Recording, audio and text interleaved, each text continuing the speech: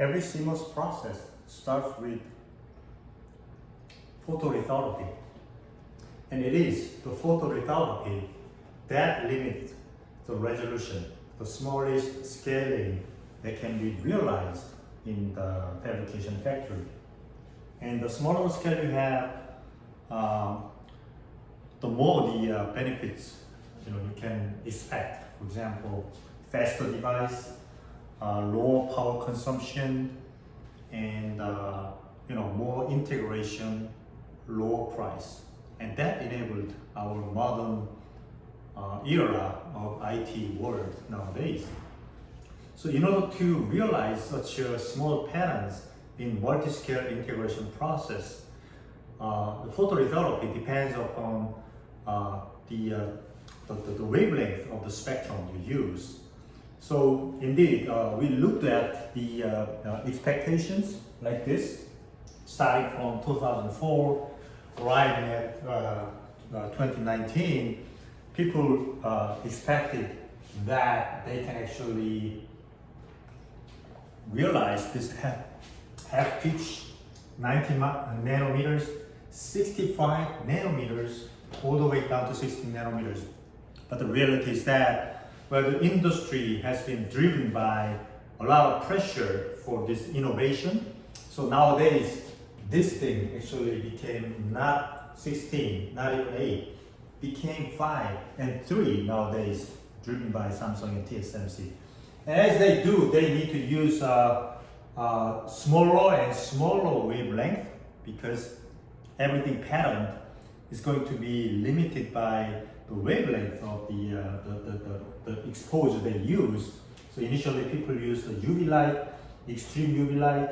Nowadays actually people use extreme UV light for production process, And even though you use the same UV light, by using advanced technology, such as the use of liquid, such as the phase mask, and different kinds of combination of all this exposure process and the chemistry involved, you can achieve much better, much finer pattern than defined by this diffraction limit.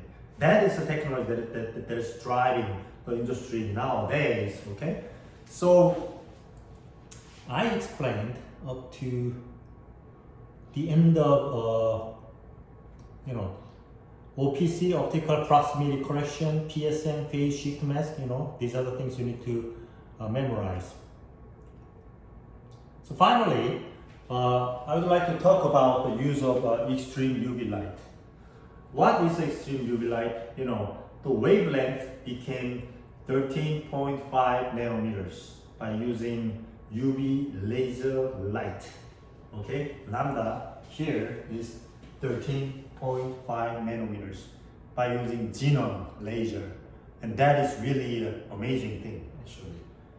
And so at this small wavelength, all kinds of wave has huge amount of energy, so that refractive optics is not going to work anymore. And then so people use reflective optics, which is the mirror optics actually. So if you use the mirror optics, if you want to use the mirror optics, the previous classical lens-based industry needs to be totally modified, and that is a really huge thing. And even though you use the same mirror, the wavelength, at this wavelength, 13.5 nanometers, the energy is so huge, so all this laser UV can penetrate through the mirror. So the deal is actually to create a mirror that can be free from this kind of penetration of high energy. Well, so look, lambda they use is 13.5 nanometers, and mirror optics is used. They use especially multiple coating of molybdenum and silicon. I'll talk about it, why they need to do the multiple coating soon. And also scanning projection, of course, because people use mirror optics, And numerical aperture, it's not very big compared to refractive optics. Still, the deal is that because we use this short wavelength, we can increase and enhance the resolution by far, you know. So people expected to have up down to 22 nanometers have pitch, but actually they went over this expectation now. You know, they are challenging 3 nanometers, not for the experiment, but for the real production line. And that's really amazing thing. Real production line is really the amazing thing they can do. So let's go over the critical issues where source power and lifetime of the condenser optics really matters. This part. They use plasma to create this short wavelength UV light, UV laser. But you know, in commercial application, price really matters. How can you sustain the use of this kind of things? You know, so the big companies actually paying a lot of attention to this issue. Availability of defect-free mask. You know, you have a mask, single peckle of defect will screw up everything. You know that, right? Single defect by dust particle or because of the manufacturing process, you might have a defect as well. So you need to have the ideal and complete, you know, mask set in this case. And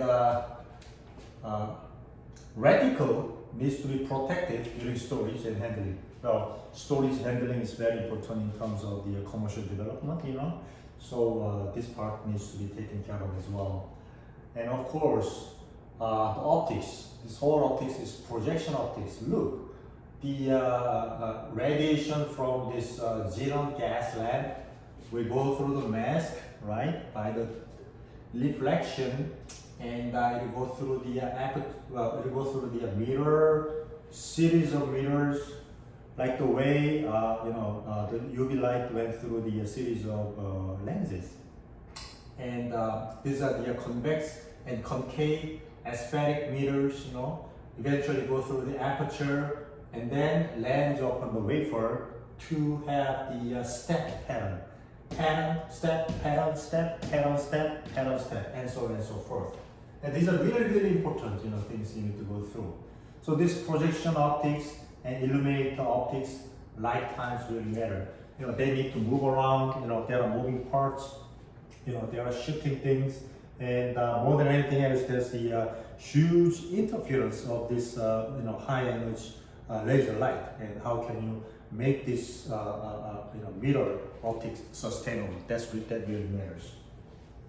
And resolution and sensitivity. Well, you need to help by the chemical engineering, of course. You know, you need to have the good polymer that can produce very small pitches. You know, polymers are large cluster of molecules. How can you tune these molecules? How can you change their chemistry so that they can actually respond very well to this high energy UV light? Well, optics quality for the node you want to achieve. Well, there has been the worldwide development efforts by the companies from the advanced industry in Europe, US, and Japan. Europe, ASML from Netherlands, Zeiss, Germany, Philips, Netherlands, and they developed a lot of things, you know. And US company like VNL, famous, ISMT, you know, even DARPA is government supported, project, you know, Defense Advanced Research Project Agency, NIST, the government,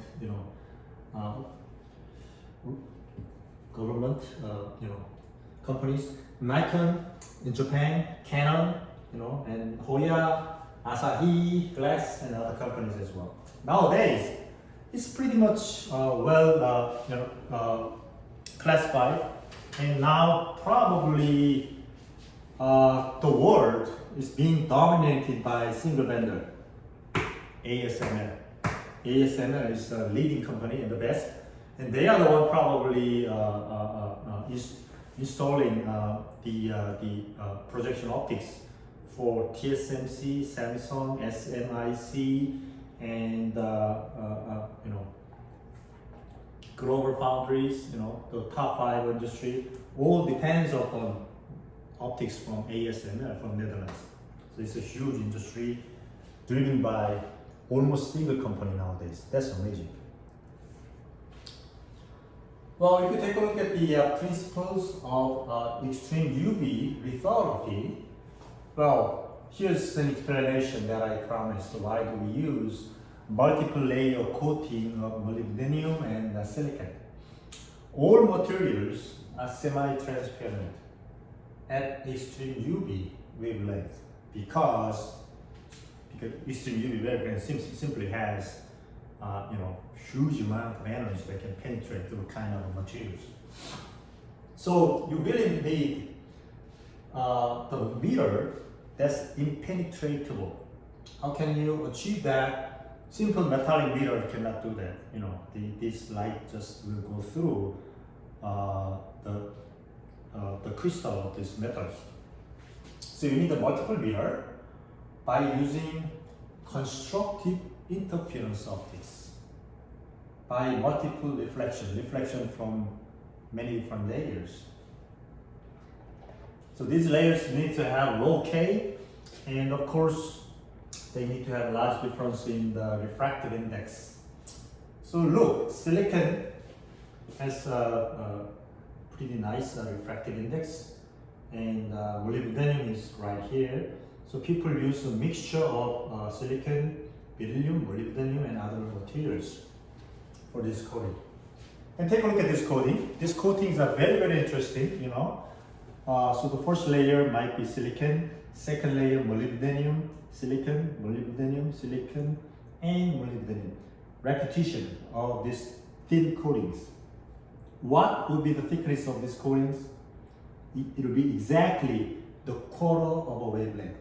Why quarter of a wavelength? Because at the quarter of a wavelength, two waves will have the interference. What kind of interference they have? Constructive interference. So reflection from the first layer, well, still the light will penetrate, as I said, it's huge energy, but then it will be reflected from the second layer of molybdenum, and then they will have the constructive interference. And reflection from the third, fourth, and so forth, and so on and so forth, will all have constructive interference. So even though the light penetrates deep into the material, they will be always reflected, and at the surface you can collect all this reflection after the penetration from the surface as the constructive optics. That's huge. That's really amazing thing, So in order to do this, well, there might be difficulties. You need defect-free multiple layer mask blank, and reflectivity and stability needs to be improved through the interference engineering. So there's a huge contribution by these optics engineers, obviously, right? And the physics, of course. Well, high precision and uniform graded coatings should be achieved. So initially they used to use molybdenum and silicon coating like this. This bar is 10 nanometers, so it's like a nanometer scale thickness coatings, molybdenum silicon, molybdenum silicon, molybdenum silicon, multiple layer coating. And people tried a mixture of other materials like boron, carbon, and other things. Turns out that their contrast, got really well improved in these cases. So really it's like a range of the materials that you need to select and then combine together in order to have this really nice optics, patterns. If you have a defect, of course, your whole process will be screwed up. So that's really the big deal you need to take a look at. So mask, how does it look like? Compared with the transparent substrate you have, the mask will be actually reflective optics. So your mask will consist of silicon. Again, silicon shows the nice contribution here, and you have the multiple layer reflective coatings such as molybdenum silicon, molybdenum beryllium, and the thickness is tens of nanometers, which is not really difficult to achieve in cleaning process nowadays. And the pattern, well, you would like to use absorbers, where the light penetrating through this material will be completely absorbed via this material, so that there's no reflection, dark. It's like a black body.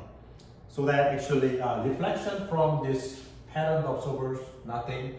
Reflection from these multiple layers will be shiny.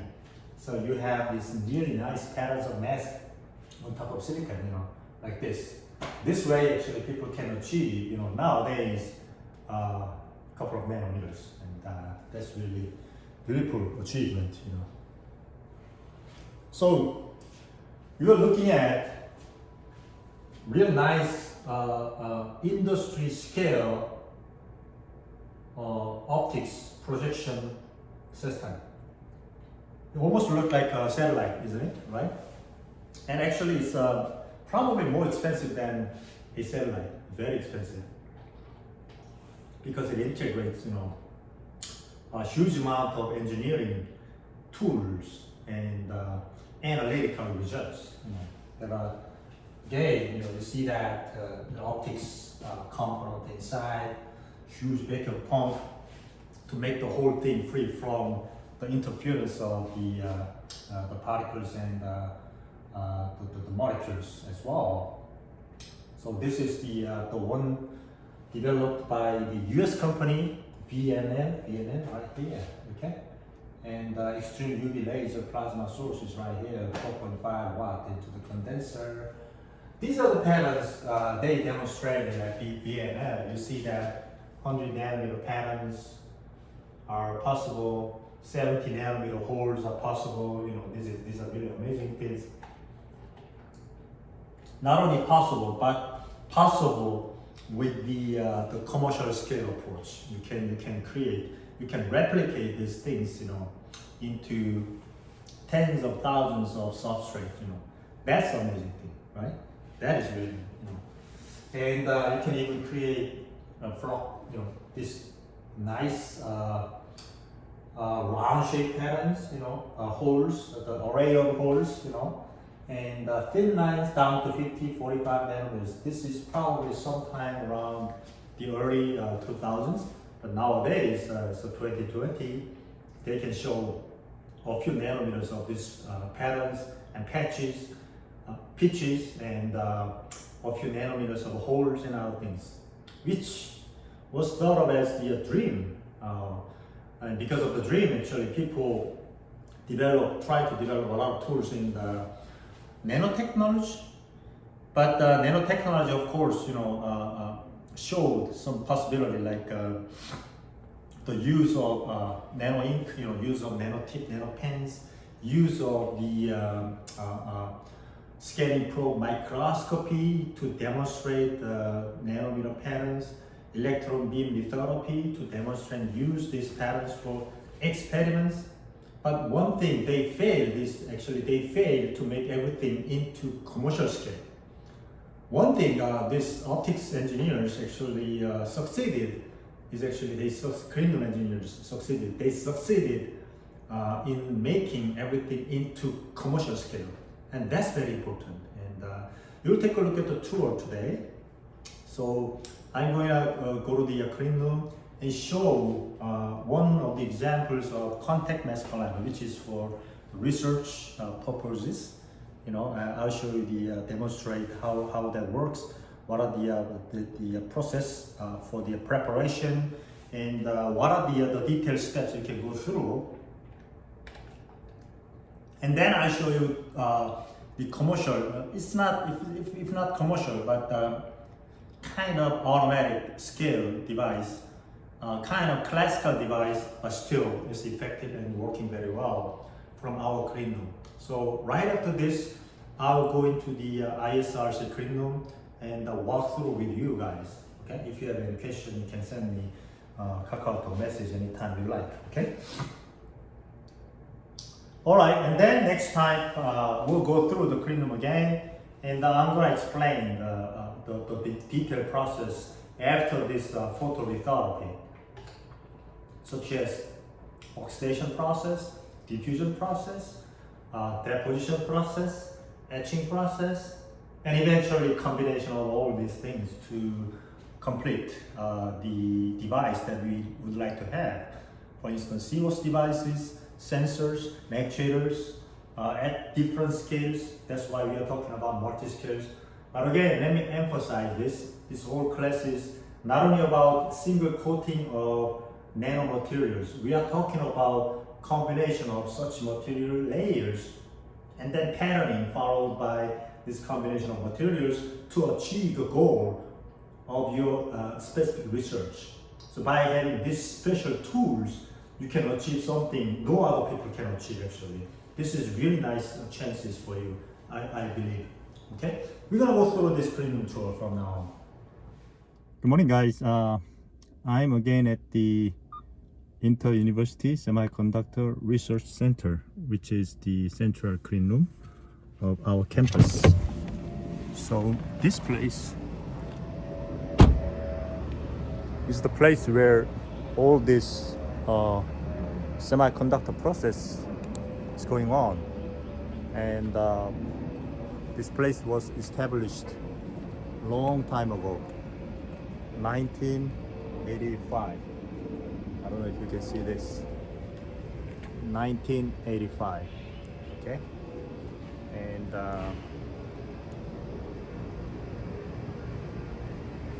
I'm walking in front of a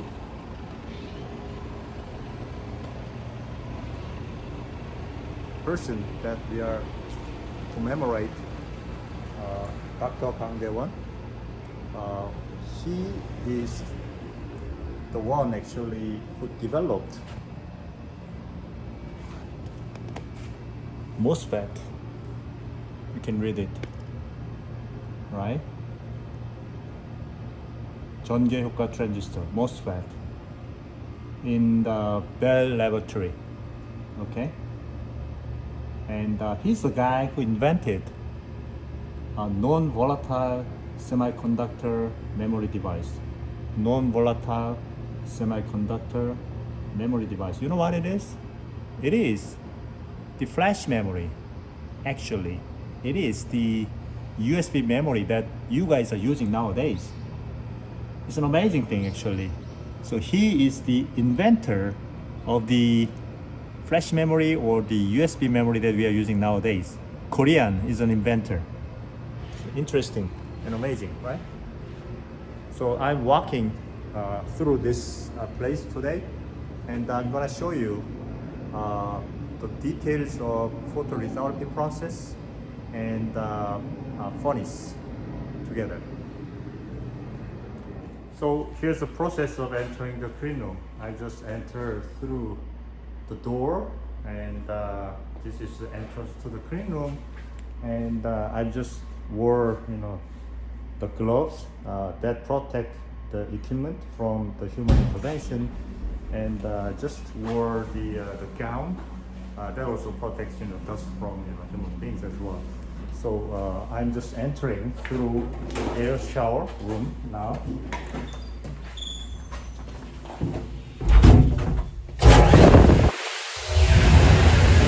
Automatically cleaning up everything.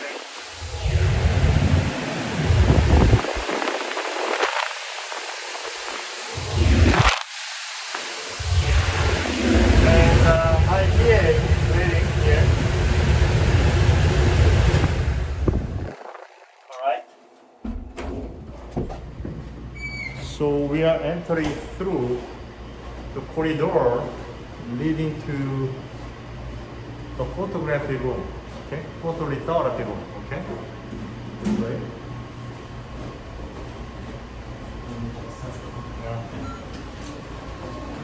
Okay, we are entering into the photolithography room.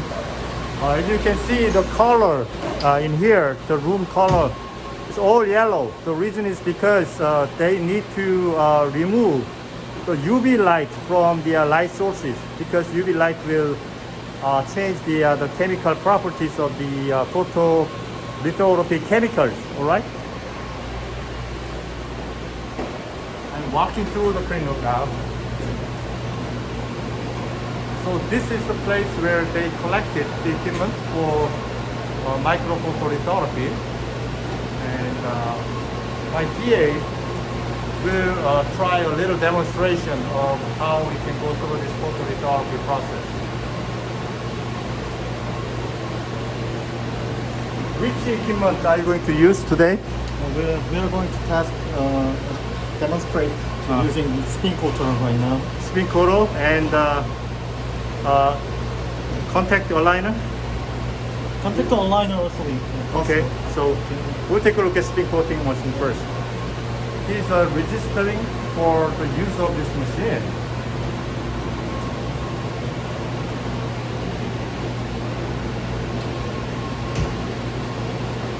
Early in the morning, already many people are actually using this place.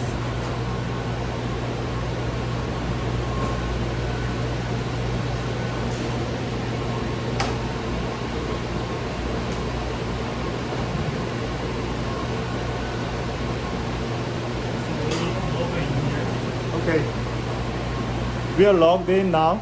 All right, Then we can use. I need to prepare.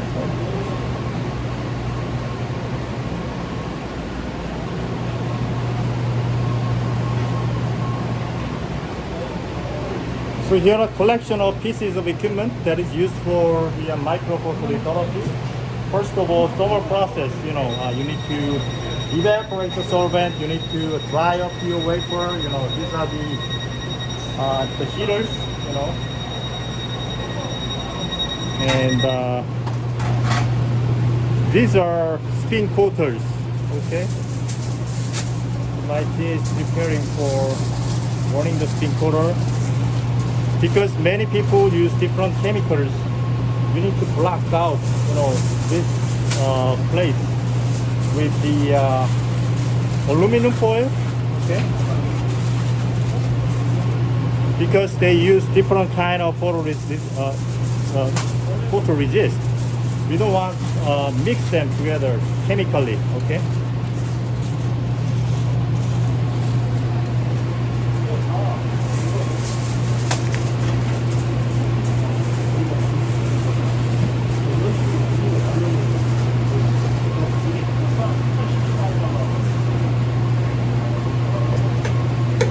Now he placed the chuck in place. That is the equipment that actually apply the vacuum on the wafer so that when wafer spins at high speed, it won't fly away, okay? It's setting the spin speed. What is the spin speed you're gonna try today? I'm going to do a spin coat up to the 4,000 RPM for Okay. 40 seconds Okay. to obtain a 1 micrometer, almost 1.5 micrometer thickness of the photoresist. Okay, spin coating speed, we're gonna try today. It's gonna be 4,000 revolutions per minute. With the specific photoresist, we're gonna achieve 1.5 microns of thickness on top of the wafer. I'm setting now. It's set? Okay. We're gonna ramp it up in 40 seconds. You can check out whether it works well or not. Yeah, we just checked out whether it's working first.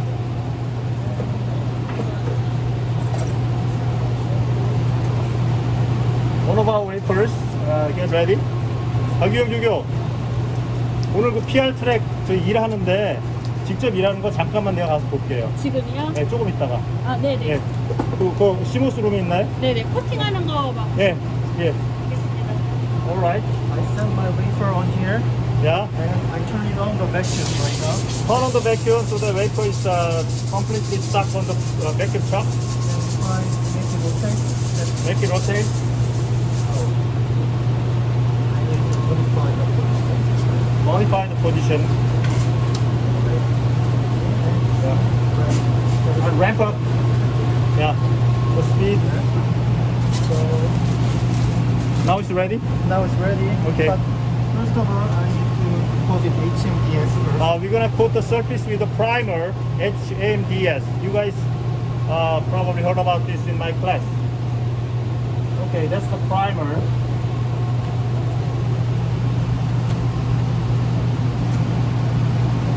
Enhancing the surface affinity to the photoresist. Okay. Now it's well spread out and being dried.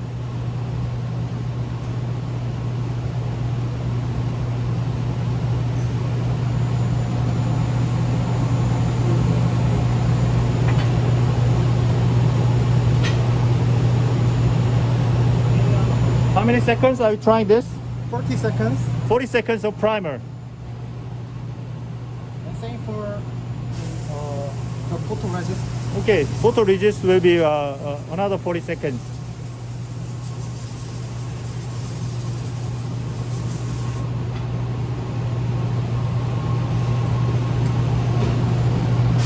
Okay, now it stops.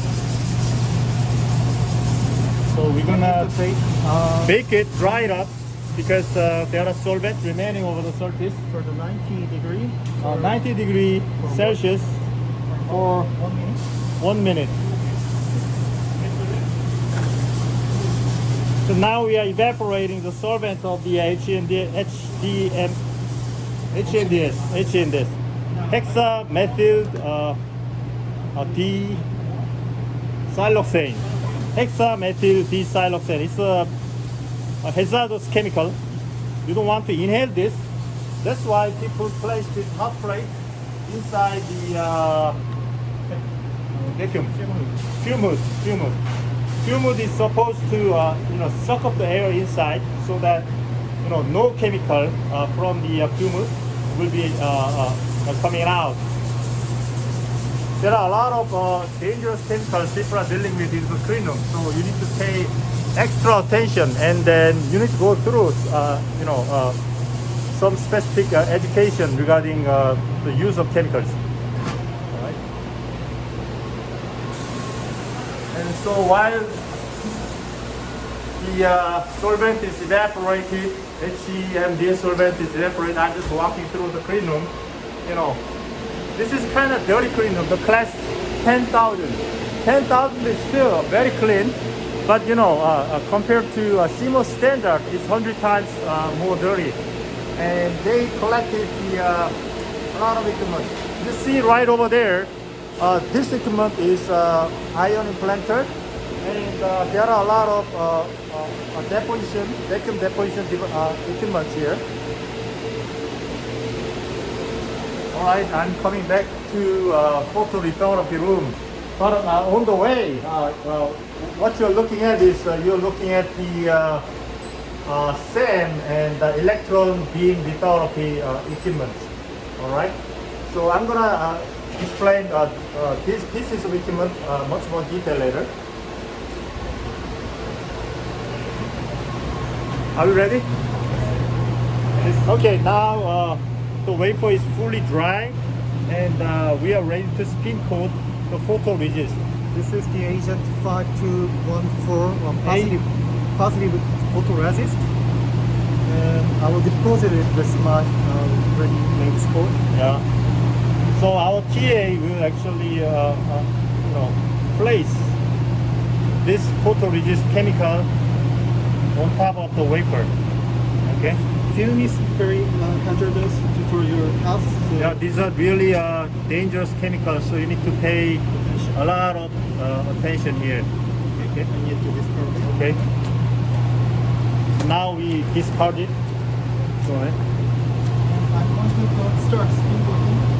Okay, spin coater is started, and it will ramp up to 4,000 RPM. We recommend to Yeah, he's gonna block it so that no fume will come out. Normally these photoresists are carcinogenic, which means that they'll get cancer if you inhale, and mutanogenic, which means that you have a mutant offspring in case. Sorry, my video was interrupted. Okay, so we keep going on. I think it's about to be finished. Okay, now we are done with the spin coating. Okay, so take out the wafer from the chuck. Okay, now you see that it's coated with the photoresist. The thickness is more or less 1.5 microns. Now we place on top of the oven. Sorry, hot plate. And wait for 90 seconds. The temperature is 90 degrees Celsius. We're gonna bake it for 90 seconds to evaporate all the solvent of this photoresist. 1 minute and 30 seconds. So next one will be Tarsus. Is it ready? Somebody's here. Somebody's working on it. Okay. Then maybe we can just watch somebody doing this Tarsus. Okay. And you keep doing it.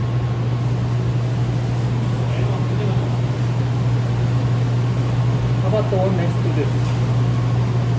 Okay, I will try. Yeah.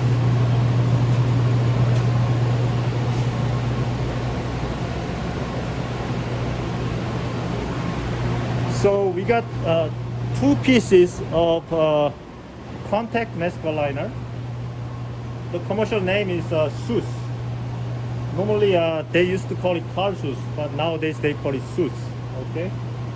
And I believe one of these pieces of equipment is a new one, and the other one is an old one. So the new one, the limit of resolution will go down to 0.8 microns if you do the good job. Okay, but normally they use this equipment for achieving something like 2 microns normally or above.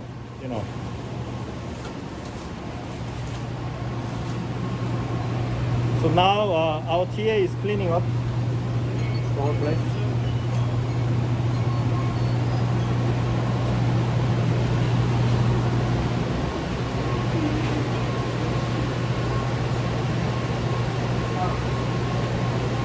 All dried up now. This is dry. Yeah.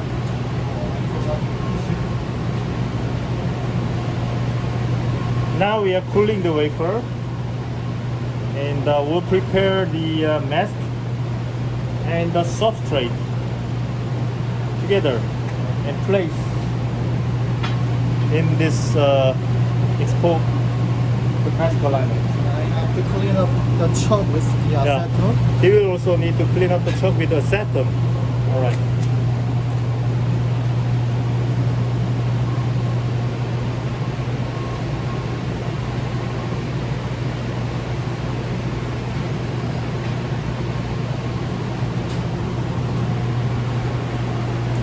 So again, this is the fuel mood and cleaning station where you can use the cleaning chemicals and maybe developers as well, and the bases.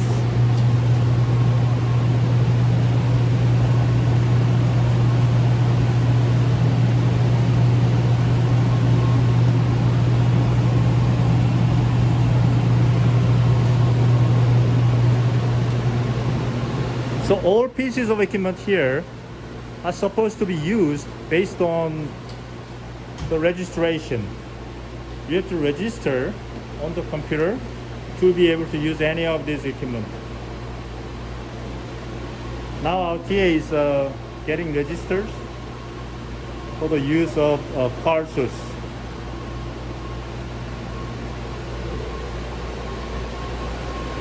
You see there are a lot of dangerous chemicals. So the clean room pays extra caution to protect from any kind of safety events, And there are a collection of substrates. There are individual parts. For instance, our lab has this kind of a mask.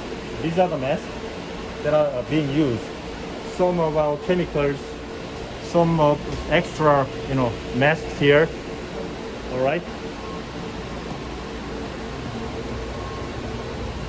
Now somebody is using the etching equipment. Okay.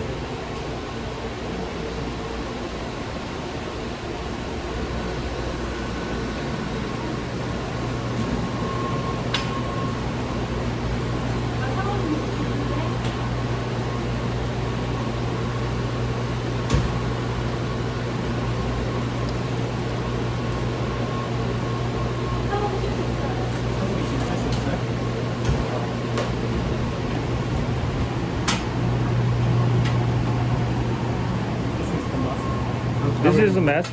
He will bring the substrate here. Mask with a lot of different patterns. You see, we use many different layers. So by combining the patterns on these layers, you can achieve the device you like. And this combination is not only consists of the patterns, but also consists of many mixture of different materials, so that you can achieve many different functions with the multi-scale devices over the substrate.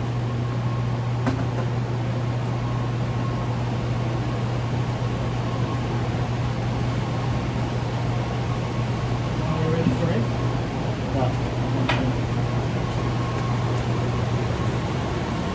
So our TA will bring this substrate here and place over. I need to install the mask first. Okay. So the steps are: we install the mask on the mask top. 박유영 조교, 그 일 보세요. 내가 필요할 때 갈게. 네. 이것 때문에 기다리지 말고.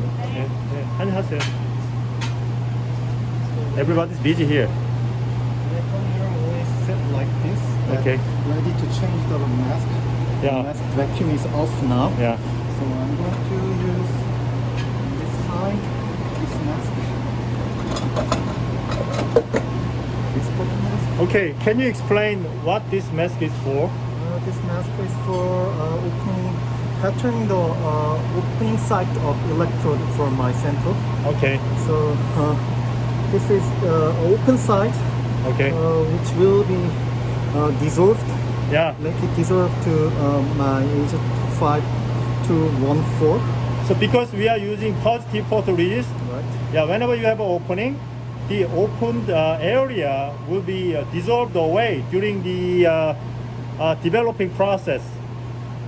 And when it opens, then if I use etching machine like ICP etcher, or if I use the etching solutions like aluminum etcher, then I can dissolve my proposing part.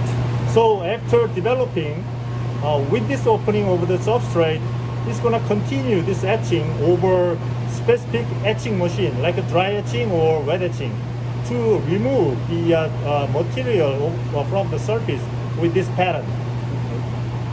And what's really important is that this is a key part of his PhD thesis. So he's now preparing some interesting device that maybe I'm going to explain later on for his PhD topic. So it's good for his graduation, good for the graduation. Is that right?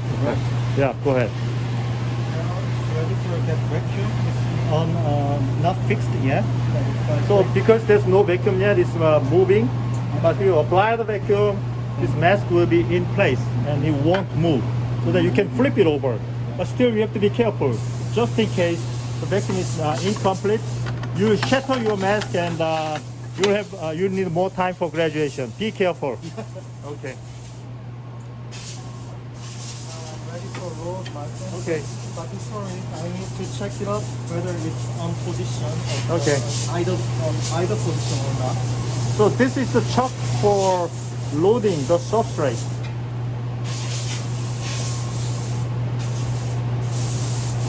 So now is modifying the position and ready to place the wafer that has photoresist spin coated. Okay.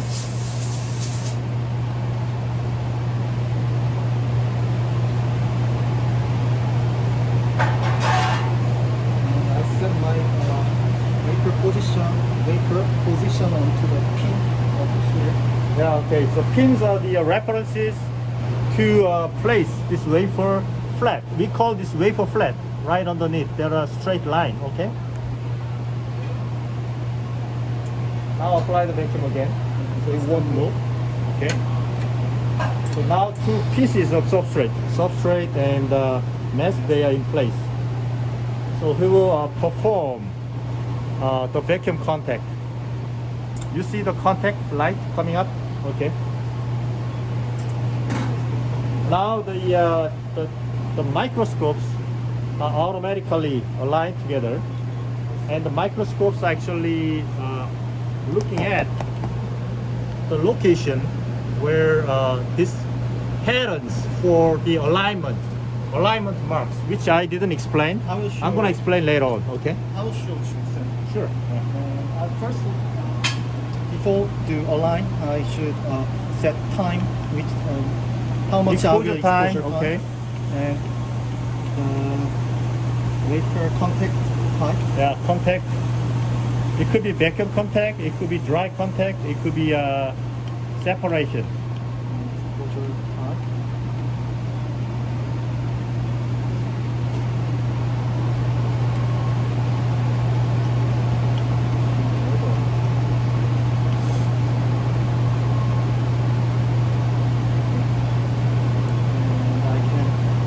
Okay, now the substrate is separate. It's not in contact, so that it can move around.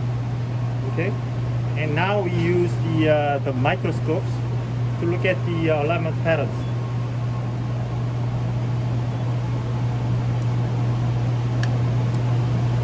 It's trying to find the alignment patterns.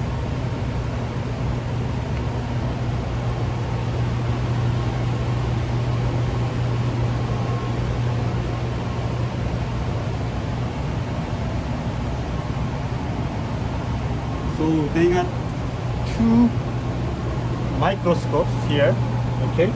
So you can look at left hand side and right hand side together, so that you have a balanced view, okay? You see the alignment patterns. Yes. Here's the pattern which marked on my mask, and I should find the pattern on my wafer. Then I can align both of them. Okay, on top of the wafer, there are predefined pattern by the previous etching process, etching or the the deposition and etching process, so that you see the previous pattern, and then you would like to align the previous pattern underneath this pattern on your mask.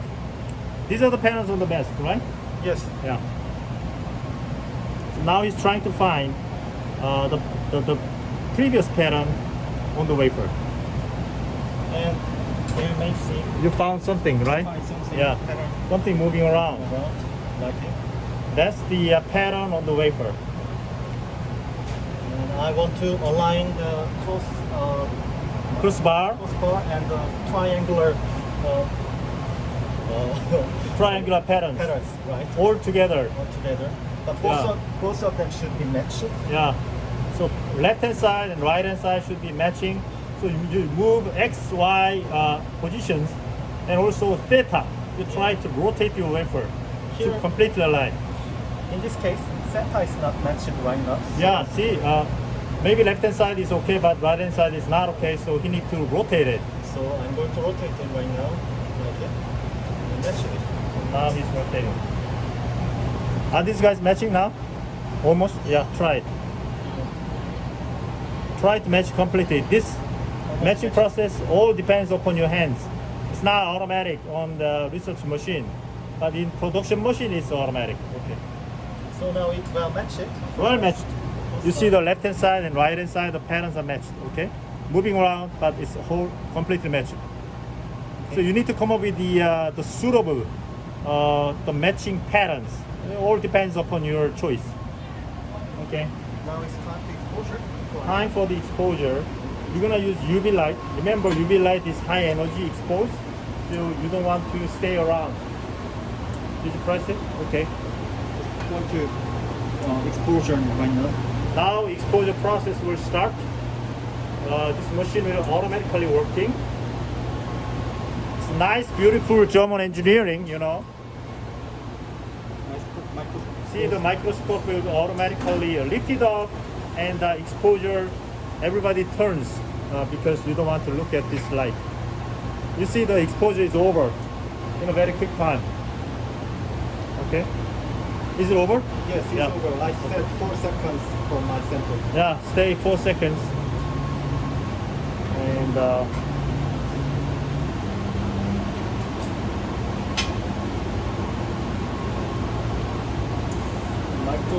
will come down again. Yeah, microscope will come down again. Now they're giving us sign for it's okay to unload. Okay, there are directives to let you know, what kind of things needs to be in the next step. It's kind of foolproof process, foolproof. You see the mask is already ready. You can see kind of evidence for this exposure. You see the color change for the exposed area. That's chemistry change.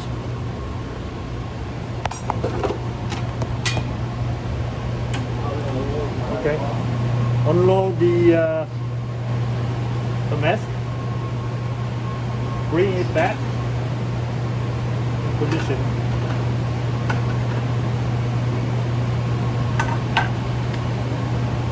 Turn off vacuum. Turn off the vacuum, retrieve the mask, and put it in the container. Alright, so now our exposure is done. Our TA will actually go ahead with the developing, but we'll skip the developing process today. I'll just show you the mask aligner, contact mask aligner, and the next mask aligner that photolithography equipment that I'm going to show you is a stepper. Okay, so I'm going to move to CMOS room now. Okay, now we are finished with the tour for photolithography machine, the contact aligner, and we are moving into CMOS room now. You see the TA over there will help us today. So CMOS room in our clean room is named like a C1 clean room. Okay, C1 clean room. So now I'm getting into C1 clean room. You need to go through another entrance. The reason is simple, because C1 clean room is a very clean room. It's a class 100 clean room. It needs to be protected from the additional dust particles. So you need to go through air shower one more time here. Okay.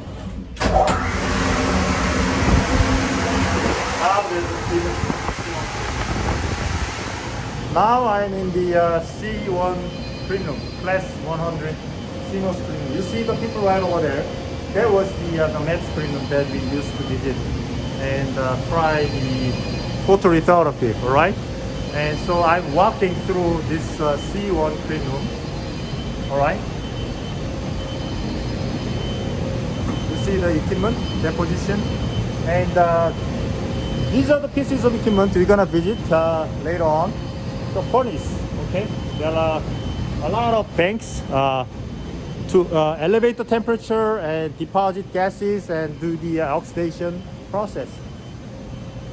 So I'm walking all the way through to photolithography room again. Whenever you look at this yellow light, this means we are in photolithography room, okay? And this time I'm going to show you the production machine compared to research machine. So this is not a contact aligner. It is a stepper, Nikon stepper. And TA today, Park Yu-kyung will help us. Hello. Okay. Yeah. 진행하면 될까요? Yeah.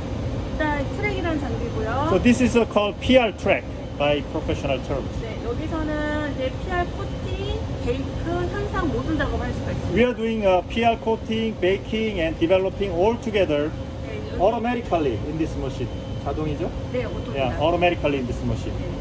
저기 4인치하고 6인치 겸용인데 오늘은 그냥 6인치를 진행을 해보도록 We can try 하겠습니다. 4-inch wafers and 6-inch wafers, but today we're gonna try 6-inch wafer. 자, 웨이퍼를 올려놓고요. Okay, you see the wafer cartridge is in place over the track. 그다음에 웨이퍼를 위치 인식을 하기 위해서 센싱 작업을 하게 됩니다. So we try the sensing to locate the wafer. You see the robotic arm right there is rotating, right? 센싱이 다 완료가 되면 오늘 PR 코팅하기 위한 조건 레시피를 적용을 할 거예요. Whenever the sensing is ready, over, then we're gonna look at the condition for the coating today. 그래서 레시피를 적용하기 위해서 Trying to find the recipe. 그리고 오늘 저희가 포지티브 PR 코팅을 할 거고요. We'll coat the positive photoresist today. 네, 4,500 RPM을 진행을 할 겁니다. 4,500 revolutions per minute. 그래서 레시피가 확인이 되면 We confirm the recipe.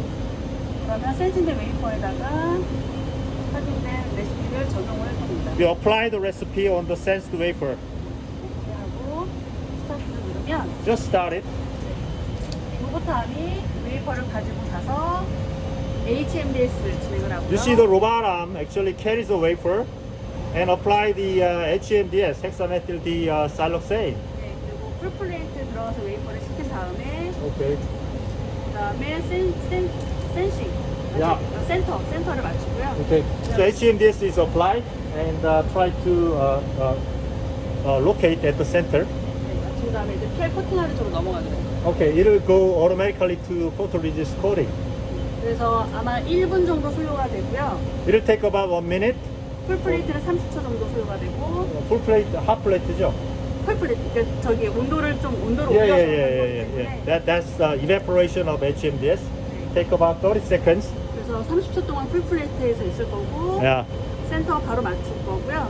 After centering, 이쪽으로 넘어가서 4,500 RPM을 하기 위해서 총 한 1분 정도 소요가 됩니다. it'll be carried over to the spin coater and takes about a minute.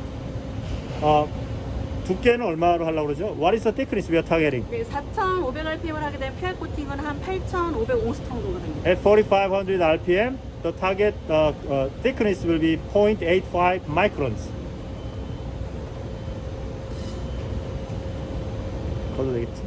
Now you see the wafer completed HMDS. This machine is trying to dry out the HMDS. 말리는 거죠? 네. 네. The good thing is the whole process is automatic, so it really counts how many wafers you can expose per a minute. So how many wafers can we expose? 한 시간에 몇 개? 코팅만 봤을 때요. 아니 전체적으로 다. We call it throughput. 한 시간에 이제 PR 코팅하고 노방하고 탄성하는 것까지 하게 되면 한 시간에 한 15장 정도? PR coating, exposure, and developing all together, we can produce 15 wafers an hour. Okay, so that's the throughput we are talking about. Okay, so when you go to Samsung Fab, TSMC Fab, perhaps this throughput is one of the most important indices of the performance of the clean room, right? But here in ISRC, we don't need such a high throughput. 코팅. Okay, now it's being coated. Okay, you see the robotic arm already carried, and while the wafer is spinning, 4,500 RPM yeah, 될 거고요. yeah. Before the spinning, yeah, now it started the spinning. Okay, 4,500 RPM.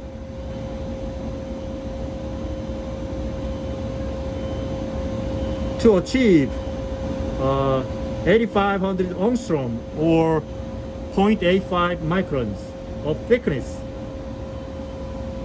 요 코팅 작업이 완료가 되면 저쪽 소프트 베이크를 진행을 할 거고요. 90초 정도 진행이 When the 됩니다. coating is finished, we're gonna go through the soft baking. It'll take about 90 seconds. 네, 소프트 베이크가 끝나면 다시 풀플레이트에서 30초 식혀준 다음에 이제 다시 메인으로 오죠. After soft baking, it'll go to full plate and being cooled for 30 seconds.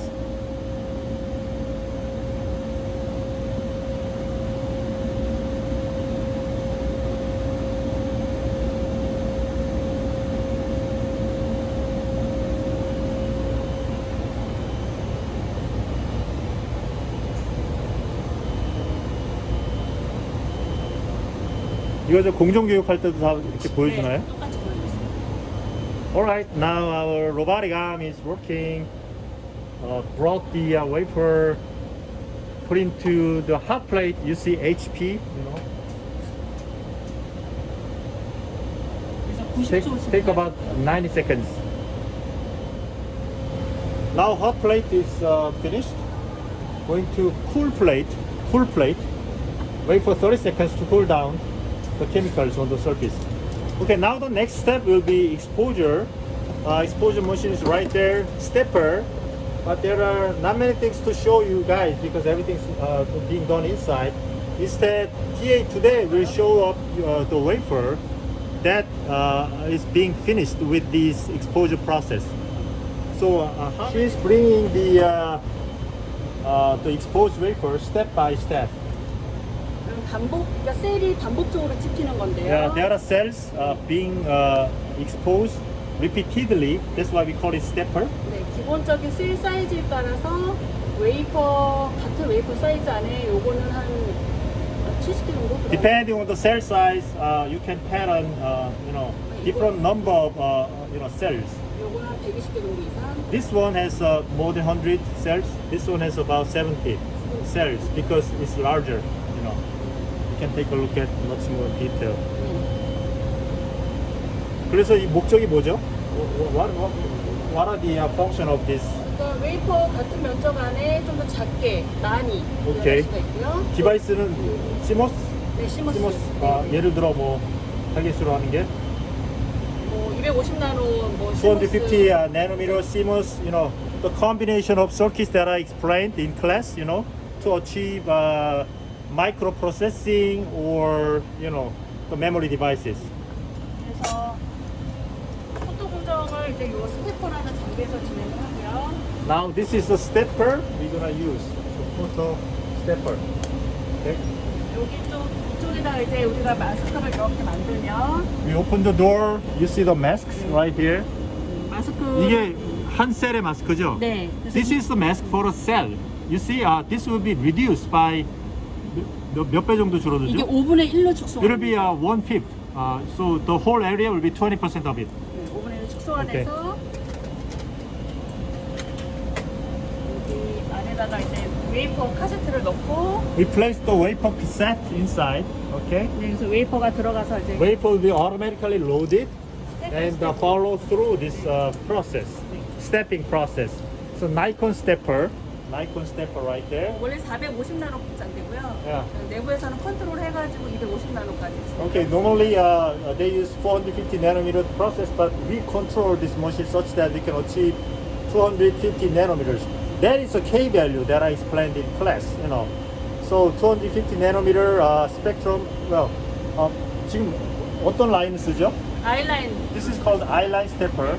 그 웨이브랭크가 얼마죠? I-line이? 아이라인이 원래 지금 저희 450 나노로. I-line wavelength is 450 nanometers, but you see that we can achieve 250 nanometer line, by using technology, And 라이트 소스가 뭐죠?